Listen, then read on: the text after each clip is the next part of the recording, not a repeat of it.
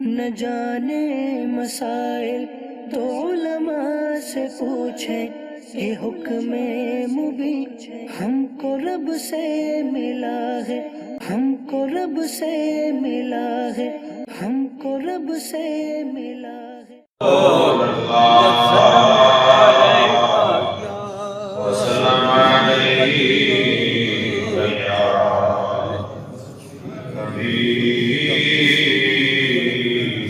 اللہ۔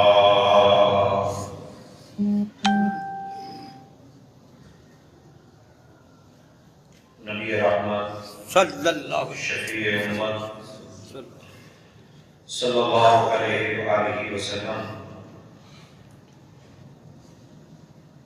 کی محبت اور پیار کے اندر اللہ تعالیٰ ہمیں زندگی بسر کرنے کی توفیق آمین عطا فرمائے۔ ثم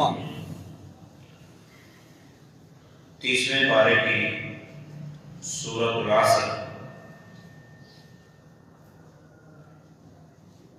میں نے آپ کے سامنے تلاوت کی۔ سبحان عصر کی اللہ تعالیٰ نے قسم اٹھائی۔ سبحان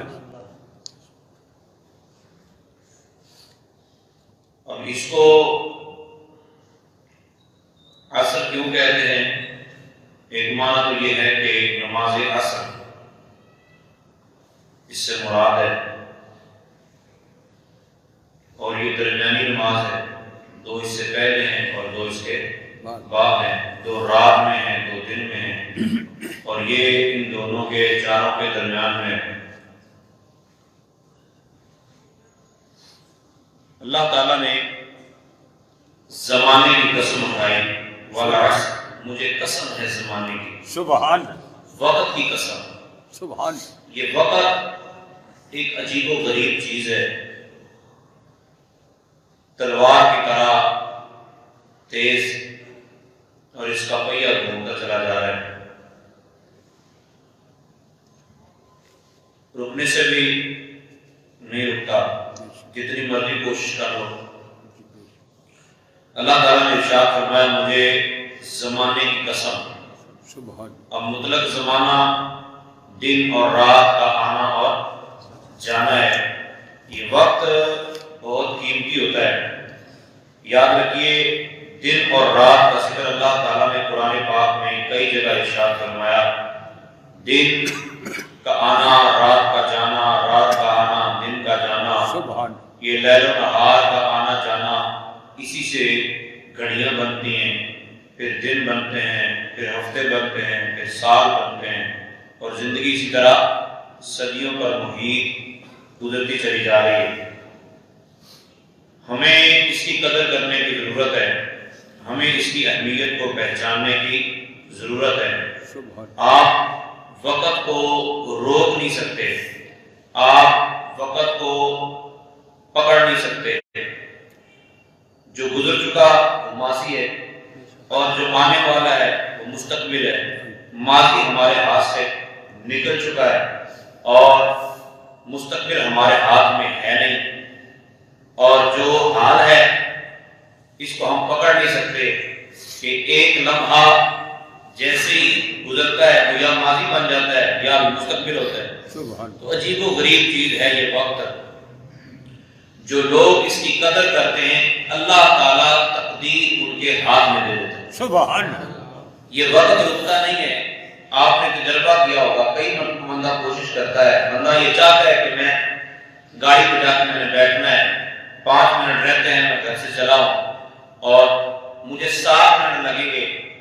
اللہ کرے کہ میں ایسی کوشش کروں، ایسا انداز اپناؤں کہ گاڑی کا جو وقت ہے میرے 7 منٹ لگے مگر اس کے 5 منٹ گزرے، لیکن ایسا نہیں ہوتا۔ وہ اپنے ٹائم پہ ہی چل جاتی ہے، ہماری گاڑی نکل جاتی ہے، ہماری فلائٹ مس ہو جاتی ہے، ہماری ٹرین چھوٹ جاتی ہے۔ لیکن جو اللہ تعالیٰ کے پیارے ہوتے ہیں، جنہوں نے وقت کی قدر کی ہوتی ہے، جنہوں نے ایک ایک لمحہ دھیان سے سوچو بچار کر کے گزارا ہوتا ہے، ان کا حال پھر یہ ہوتا ہے کہ حجر اسود کو استلام کر کے، حجر اسود کو بوسہ دے کر، حجر اسود کو چوم کر اللہ کے ایک پیارے سفر شروع کر دیں تو حجر اسود سے چلے نا، تو سب سے پہلے خانہ کعبہ کا دروازہ آتا ہے اور دروازے کی پہلی دہلیز، ٹھیک ہے، پہلا کواڑ جو ہے وہ دروازے کا، تو بہت تھوڑا سفر بنتا ہے۔ تو حضرت بہاؤالدین نقشبند رحمۃ اللہ تعالی کے بارے میں آتا ہے کہ وہ وقت پر اتنی قدرت رکھتے تھے، وقت پر اتنی طاقت رکھتے تھے کہ اتنے سے وقت میں پورا قرآن پاک پڑھ لیتے۔ سبحان جن لوگوں نے وقت کی قدر کی ہے، جن لوگوں نے وقت کی اہمیت کو پہچانا ہے، حضرت مولا علی مشکل کشا رضی اللہ تعالی عنہ، آپ کے بارے میں آتا ہے کہ آپ ایک رکعت میں قدم رکھتے تو دوسری رکعت میں قدم رکھنے سے پہلے پورا قرآن پاک صحیح پڑھ لیا۔ سبحان اب یہ کیسے ہو سکتا ہے، یہ کیسے ممکن ہے؟ تو اس کے لیے میں نے پہلے عرض کیا کہ وقت کی قدر کرنے کی ضرورت ہے۔ اللہ تعالیٰ نے وقت کی قسمیں اٹھائیں اور پھر عصر کے وقت کی قسم اٹھائی کہ عصر کا وقت ایسا وقت ہوتا ہے کہ صبح سے لے کر شام تک تیاری کرنے والے مزدوری کرنے والے اگر ان ٹائم یعنی عصر کے وقت بھاگ جائیں، عصر کی وقت کی اہمیت کا اندازہ نہ لگائیں یا اس کی اہمیت کو اپنے دل و دماغ میں نہ بٹھائیں تو پھر ساری کی ساری محنت رائے نہ جائے گی۔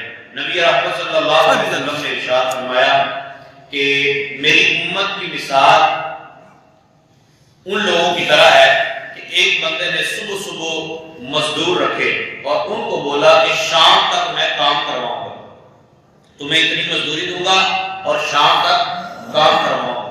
ان لوگوں نے دوپہر تک مزدوری کی، خوب اچھے طریقے سے محنت کی، اور دوپہر جب تھک کے کہنے لگے کہ ہمیں تمہاری مزدوری کی کوئی ضرورت نہیں، اجرت کی کوئی ضرورت نہیں ہے، لہذا اب ہم مزدوری نہیں کر سکتے، ہم جا رہے ہیں، تو بندے اپنے اور اٹھا۔ تو جو یہود و نصارہ کو نہیں ملی، اللہ تعالیٰ میرے امتیوں کو وہ بھی عطا فرما دے۔ سبحان اللہ۔ بس وقت کی قدر کر لیں، اگر انہوں نے بھی اس وقت کی قدر نہ کی تو پھر بڑی پریشانی ہوگی۔ رسول اکرم صلی اللہ علیہ وسلم کا ایک ارشاد گرامی ہے، المستدرک بالحاکم کی روایت ہے، سرکار دو عالم صلی اللہ علیہ وسلم نے ارشاد فرمایا پانچ چیزوں سے پہلے غنیمت جانو، یعنی پانچ چیزیں تمہارے پاس ہیں تو ان کو پانچ چیزوں سے پہلے اپنے لیے غنیمت جانو، تمہارے لیے بہترین چانس ہے، بہترین موقع ہے کہ ان کو استعمال کر سکو۔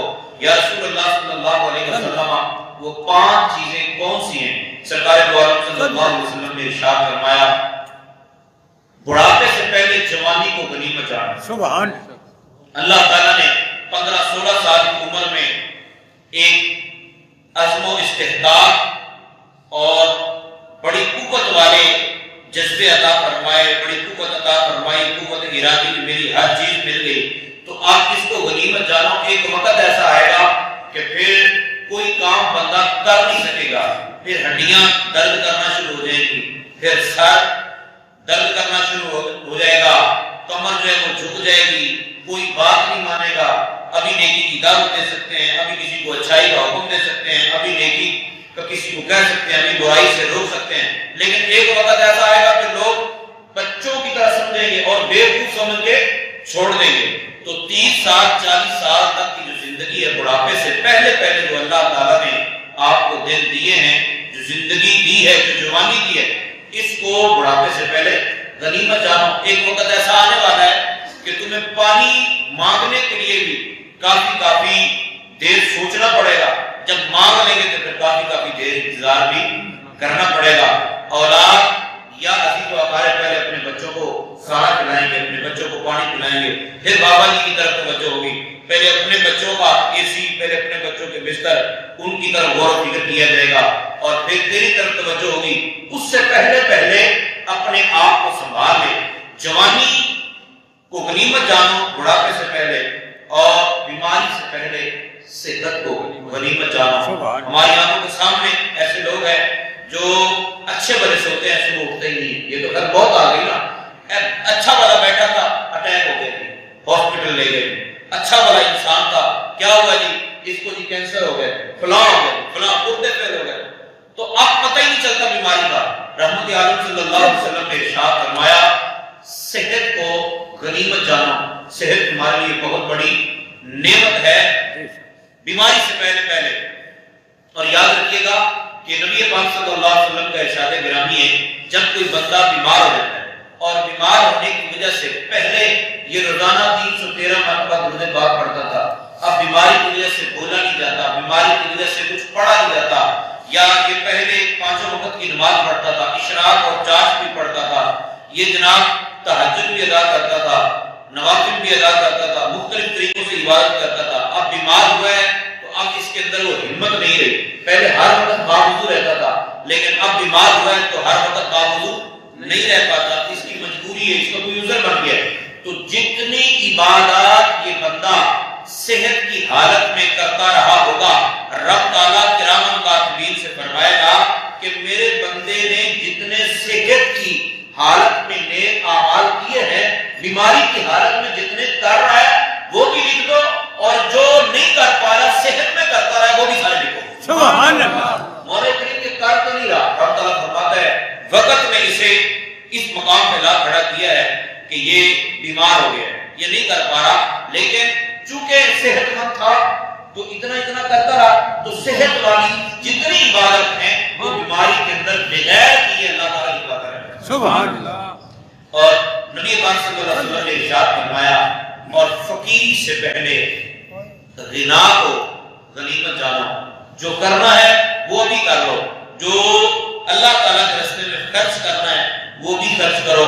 نبی پاک صلی اللہ علیہ وسلم نے ارشاد فرمایا ابن آدم کہتا ہے میرا مال میرا مال میرا مال، جبکہ ابن آدم کا صرف 3 قسم کا مال ہے، اس کے علاوہ ابن آدم کا ایک تیلا بھی نہیں ہے، ایک پائی بھی نہیں ہے. پہلا مال جو تو نے کھایا اور وسیلہ کر دیا، فنا کر دیا، ٹھیک ہے، اور دوسرا وہ تیرا مال جو تو نے پہنا اور وسیلہ کر دیا. مطلب انسان جو کھاتا ہے وہ اس کا اپنا پیٹ بھر لیا، یا دوسرا جو انسان نے پہنا وہ انسان کا اپنا مال ہے کہ اپنے کپڑے پہن لیے، اپنے زیب تن کیے اور اپنے آپ کو خوبصورتی سے نوازا ہے، اور تیسرا مال میرے آقا صلی اللہ علیہ وسلم نے ارشاد فرمایا او تصدقت فامدین، جو تو نے صدقہ کیا اور اپنے لیے جنت میں گھر بنائے، جو تو نے صدقہ کیا اور اپنے لیے سنبھال کر. یہ 3 قسم کے مال صرف ابن آدم کے اپنے ہیں، باقی سارا کا سارا مال جتنی بلڈنگیں بنا لے، جتنی کوٹیاں بنا لے، جتنے بیلنس اکٹھے کر لے، جو مرضی کر لے، وہ سارا کا سارا پیچھے رہے گا. اس پہ لڑائیاں بھی ہوگی، اس پہ جھگڑے بھی ہوگے، ابا فوت ہو جانے کے بعد بھائی کو قتل کرنے کو تیار بھی ہو جائے گا، ٹھیک ہے، بھتیجوں کو قتل کر دیتے ہیں، بھانجوں کو قتل کر دیتے ہیں، بہنوں کو قتل کر دیتے ہیں، ماں کو قتل کر دیتے ہیں، باپ کو قتل کر دیتے ہیں، اسی دولت کی وجہ سے. تو جو تو نے کھایا وہ تیرا، جو تو نے پہنا وہ تیرا، یا جو تو نے صدقہ کر کے اپنے لیے آگے رکھا وہ تیرا، اس کے علاوہ تیرا مال کوئی نہیں ہے. میرے آقا صلی اللہ علیہ وسلم نے ارشاد فرمایا چوتھی چیز فراغت، مشغولیت سے پہلے، مصروفیت سے پہلے جو فراغت کے لمحات تمہارے پاس ہیں ان کو بھی غنیمت جانو، یہ تمہارے لیے بہت بڑی غنیمت. ایک انگریز نے ایک کتاب لکھی ہے ناشتے سے 5 منٹ پہلے، مفہوم بتا رہا ہوں، ناشتے سے یا کھانے سے 5 منٹ پہلے. اس کی بیوی جب بھی کھانا لگانے لگتی تھی نا تو کھانا لگاتے لگاتے اتنی دیر کرتی تھی 4-5 منٹ کہ وہ دسترخوان پہ آ کے بیٹھ جاتا اور وہ یہ لگاؤ تو یہ لگاؤ تو یہ لگاؤ تو یہ لگاؤ، یہ کرتی کرتی وہ 5 منٹ لگا دیتی. تو اس نے اس وقت کو بھی استعمال کیا، فضول ضائع نہیں کیا، اس وقت کے اندر بھی کتاب لکھنی شروع کر دی. ہمارے یہاں یہ ہوتا ہے کہ عموماً جو مدارس کے اندر پڑھنے والے طلبہ ہیں ان سے اگر آپ اثر سے مغرب تک پوچھیں گے تو وہ بولیں گے چھٹی کا ٹائم تھا جی، وہ کھیل رہا تھا. مطلب ہم فارغ پیدا کیے گئے، شاید ہم فضول پیدا کیے گئے. ہمارے اچھے بڑے نوجوان پڑھا لکھا طبقہ ان کے موبائل دیکھو تو ان کے اندر گیم میں بیٹھے گیم کھیلتے رہتے ہیں. کیا کر رہے ہیں؟ گیم کھیل رہے ہیں. کوئی مصروفیت کام تھا ہی نہیں، میں نے تو گیم کھیل لیتے ہیں. تو مصروفیت جب فرشتوں کے چنگل میں جھگڑا جائے گا، مصروفیت جب اسرائیل علیہ السلام تشریف لے آئیں گے، مصروفیت جب جناب ڈائلسس ہونا شروع ہو جائیں گے، مصروفیت جب کینسر ہو جائے گا، مصروفیت کہ جب بندہ ہر طرف سے جھگڑا جائے گا اور کچھ نہیں کر پائے گا، وہ ہوگا مصروفیت کا وقت. تو اس سے پہلے فراغت ہے. فراغت کے اندر اندر اپنے لیے اتنا ذخیرہ اکٹھا کر لو، اتنی نیکیاں اکٹھی کر لو کمال ہو جائے. سبحان اور پانچویں چیز وحیات قبل موت، موت سے پہلے زندگی کو غنیمت جانا. رحمت عالم صلی اللہ علیہ وسلم کا ایک ارشاد گرامی ہے کہ اذا امسیت فلا تنتظر الصباح، جب شام ہو جائے تو صبح کا انتظار مت کرو، بس یہ سوچو کہ ابھی اسی رات کے اندر جو کچھ کرنا ہے سو کرنا ہے. اور جب صبح ہو جائے تو پھر رات کا انتظار نہ کرو. وخذ من صحتک لمرضک، اپنی صحت کے اندر مرض کے وقت کے لیے تیاری کر لو کہ مرض کے اوقات میں اگر آپ چاہتے ہیں کہ میرے حصے میں، میرے نامہ اعمال میں اتنی نیکیاں لکھی جائیں، اتنے کمالات لکھے جائیں، تو صحت کی حالت میں وہ کمالات کرتے رہو، نیکیاں کرتے رہو.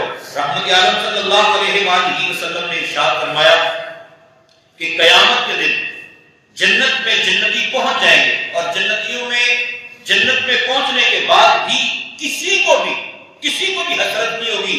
جنت کے اندر آسانیاں ہی آسانیاں ہیں، جنت کے اندر خوشیاں ہی خوشیاں ہیں، جنت کے اندر بہاریں ہی بہاریں ہیں، جنت کے اندر پریشانی ہے ہی نہیں، جنت کے اندر دقت ہے ہی نہیں. لیکن اس کے باوجود جنت کے اندر کچھ لوگ ایسے ہوں گے کہ جن کو حسرت ہوگی، وہ حسرت کریں گے، کاش کاش کاش. کس بات پر؟ رحمت عالم صلی اللہ علیہ وسلم نے ارشاد فرمایا ان لمحات پر حسرت کریں گے جو لمحات انہوں نے اللہ تعالیٰ کے ذکر کے بغیر گزار دی. اپنے آس پاس نظر دوڑائیے، کتنے لوگ ہیں جن کی زندگی پر اثر کا وقت ہو چکا ہے. 2019 زندگی میں دوبارہ نہیں آئے گا.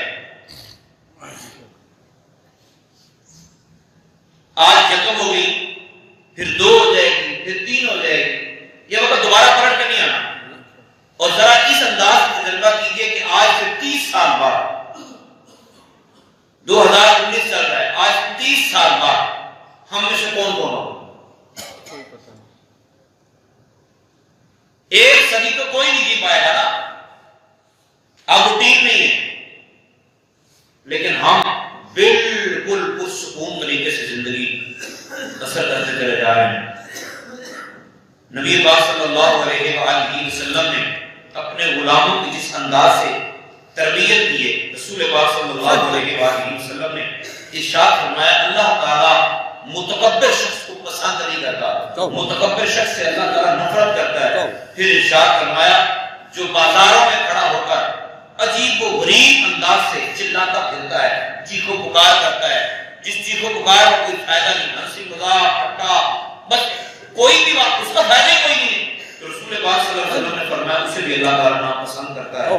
پھر فرمایا کہ رات کے وقت مردوں کی طرح پڑا رہنے والا اس کو بھی اللہ تعالیٰ ناپسند کرتا ہے، اور دن کے وقت گدھوں کی طرح پھرنے والا. ہمارے نوجوان طبقے کو آپ دیکھ لیجیے، کوئی کام ہی نہیں ہے، گیلڑ کھیلتے رہیں گے، پتنگے اڑاتے رہیں گے، یہ کرتے ہیں وہ کرتے ہیں، کوئی کام ہی نہیں ہے. پوچھو کیا بھئی وہ آج چھٹی تھی، سنڈے کا چھٹی تھی تو یہی کام کرنا تھا اور کرنا تو فری پھر رہے ہیں. رسول اکرم صلی اللہ علیہ وسلم نے ارشاد فرمایا صبح کے وقت، دن کے وقت گدھوں کی طرح پھرنے والا اور رات مردوں کی طرح گزارنے والا. عالم بامر الدنیا، اور دنیاوی معاملات کو جان پہچان رکھنے والا، دنیاوی معاملات کو جاننے والا. اس کو پتہ 20 کا نوٹ ہے، اس کو پتہ 5000 کا نوٹ ہے، اسکول ایک دن بھی نہیں گیا، اس کو پتہ ہے کہ کتنے افراد ہوں، ان کو کتنے پیسے دینے ہوں، کتنے سارے اکٹھے ہوں گے، جمع ضرب منفی ہر ایک اس کو پتہ ہے. دنیا کے معاملات ہر طریقے سے جانتا ہے، لیکن آخرت کے معاملات جاہل بامر الآخرہ، اور آخرت کے معاملات وہ مولوی صاحب میرے منہ سے لفظ طلاق نہیں، پتہ ہی نہیں تھا نا جی، پتہ نہیں تھا. تجھے تو جھوٹے مارنے چاہیے نا، تو تجھے پتہ نہیں تھا. مولوی صاحب وہ نماز کا یہ مسئلہ وہ مجھے آتا نہیں تھا نا، تو تجھے یہ کیوں نہیں آتا بھائی؟ نبی پاک صلی اللہ علیہ وسلم نے ارشاد فرمایا جو دنیاوی معاملات کا جاننے والا ہے اور آخرت کے معاملات کا جاہل ہے، آخرت کے معاملات کو نہیں جانتا، تو ایسے شخص سے اللہ تعالیٰ سخت ناراض ہے. ایک بادشاہ کے پاس ایک بندہ آیا اور آگے کہنے لگا کہ جناب میرے پاس ایک کرتب ہے، میں شوکتاباز ہوں، میں مختلف کرتب دکھاتا ہوں، تو آپ مجھے اجازت دیں کہ میں کوئی کرتب دکھاؤں، کوئی کرشمہ دکھاؤں. اس نے کہا اچھا تو کیا کرے گا؟ سوچ کے کہنے لگا کہ میں 10 فٹ کے فاصلے پر ایک سوئی کو کھڑا کروں گا اور پھر دور کھڑا ہو کے میں دوسری سوئی پھینکوں گا تو اس کے سوراخ میں سے وہ سوئی گزر جائے گی. یہ فن ہے میرے پاس, یہ کمال ہے. اس نے کہا ٹھیک ہے. وہ 10 فٹ کے فاصلے پہ کھڑا ہوا, ایک سوئی لگائی اس نے اور پھر دوسری جب پھینکی تو اس میں سے گزر گئی. 10 سوئیاں اس نے گزار دی. بادشاہ نے کہا کہ اس کو نا 10 اشرفیاں سونے کی وہ انعام میں دے دو, 10 اشرفیاں سونے کی انعام میں دے دو اور 10 کوڑے لگاؤ اس کو. اس نے پوچھا کہ بادشاہ سلامت, اشرفیوں کی بات سمجھ آتی ہے, کوڑوں کی مجھے سمجھ نہیں آئی کہ مجھے کوڑے کیوں لگائے جا رہے ہیں. تو بادشاہ نے کہا اچھا تو مجھے یہ بتا کہ یہ فن تم نے کتنی دیر میں سیکھا ہے؟ کہنے لگا کہ فن مجھے 10 سال گزر گئے یہ فن سیکھتے سیکھتے. اس نے کہا 10 اشرفیاں تو اس لیے ہے کہ تو نے اپنے فن میں مہارت حاصل کر لی, ایک کمال کا فن سیکھا ہے تو, لیکن 10 کوڑے اس لیے لگا رہا کہ تو کون سا فن سیکھتا رہا 10 سال تک. 10 سال تم نے لگائے اس کام پہ, 10 سال تم نے سیکھا کیا ہے؟ صرف سوئی میں سوئی گزارنا.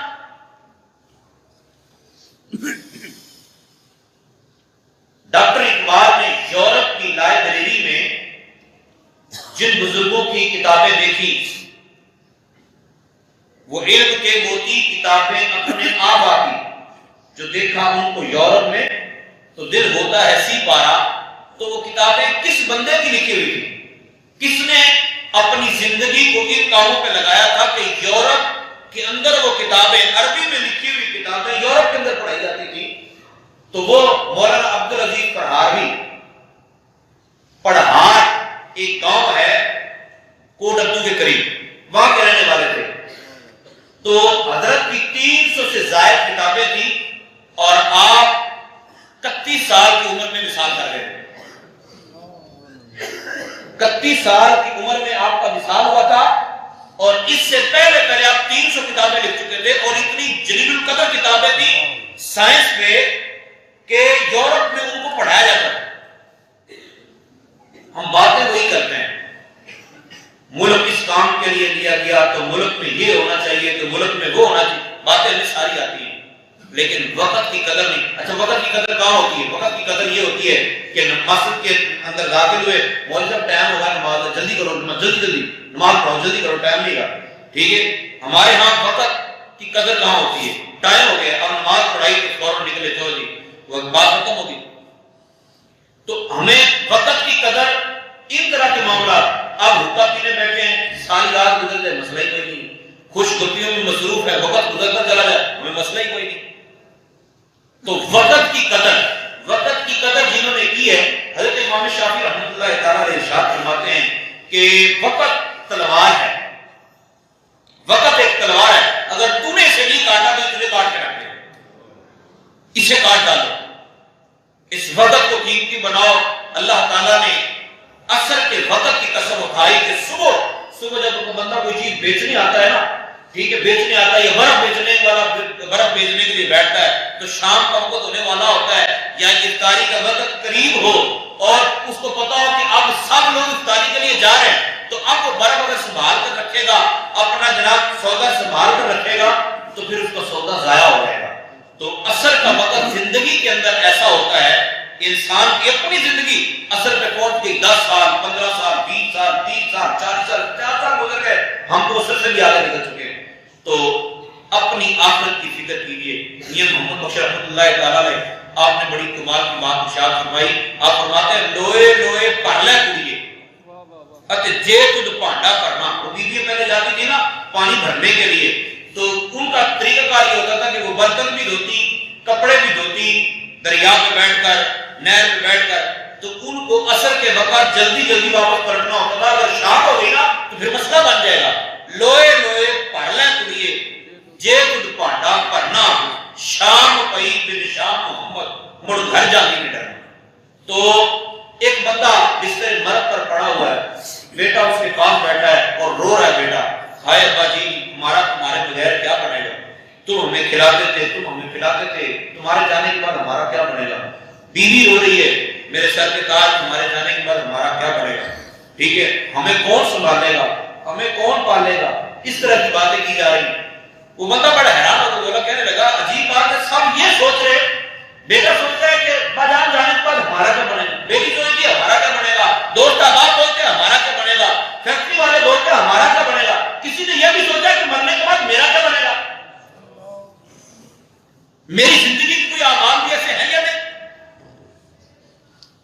حضرت امام سفیان ثوری رحمۃ اللہ تعالی علیہ، آپ کے بارے میں آتا ہے کہ آپ ایک مرتبہ بہت روئے. کسی نے پوچھا حضور آپ گناہوں کی وجہ سے روئے؟ فرمایا گناہوں کا تو مسئلہ نہیں ہے، گناہ جتنے بھی ہوں گے اللہ تعالیٰ معاف فرما دے گا، اللہ تعالیٰ کی رحمت پہ امید ہے، لیکن مجھے ڈر ہے کہ کہیں مرتے وقت میرا ایمان ہی برباد نہ ہو. تو جو اپنی چیز کی حفاظت نہیں کرتا، ہمارے پاس بعض لوگ ایسے آتے ہیں بولتے ہیں وہ میں نے ہمارے گھر سے سونا چوری ہو گیا، ہمارے گھر سے پیسے چوری ہو گئے، فلاں چیز چوری ہوگی، فلاں چیز چوری ہوگی. بھائی کہاں رکھا تھا؟ یہ تالے میں رکھا تھا. اچھا آپ تھوڑی تگو تو اگر پوچھیں نا کہ تالا لگا ہوا تھا، تالا لگا ہوا، چابی کہاں پڑی؟ چابی جو ہے نا وہ کپڑے کے نیچے پڑی ہوئی تھی.